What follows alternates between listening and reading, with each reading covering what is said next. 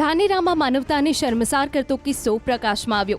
સાસરિયા પક્ષ દ્વારા પુત્રવધૂના મૃતદેહને ખાનગી હોસ્પિટલ આગળ એક ગાડીમાં રઝળતો મૂકી દેવામાં આવ્યો હતો। આ ઘટના અંગેની જાણ પિયર પક્ષને થતાં મોટી સંખ્યામાં લોકો હોસ્પિટલ ખાતે દોડી આવ્યા હતા।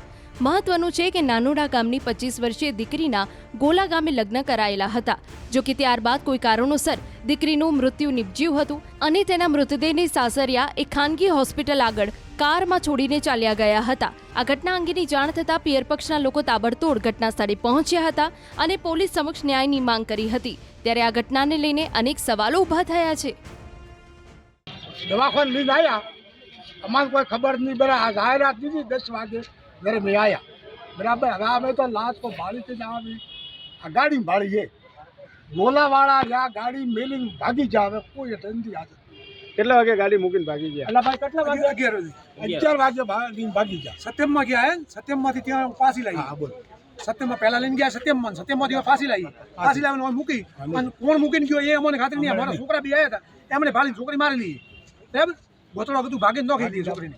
શું નામ છે આ બેનનું? અંતરી નામે અંતરીબેન રખાભાઈ, નોંદુડાની દિયારી છે, ગોલા પરણાવેલી છે। QR કોડ સ્કેન કરો અને ડાઉનલોડ કરો News 18 એપ। મેળવો ગુજરાત અને દેશ દુનિયાની પળે પળની અપડેટ્સ।